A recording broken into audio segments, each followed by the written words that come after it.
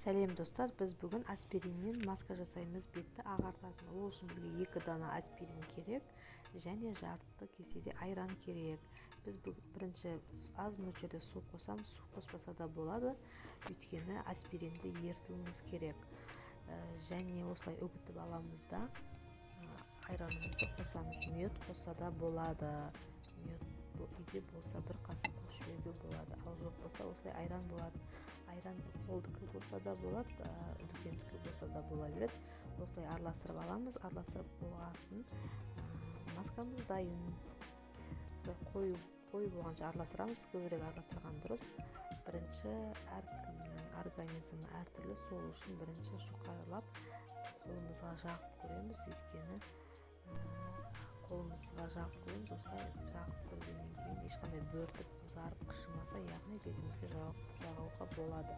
20 минуттан кейін жуып тастаймыз жылы сумен.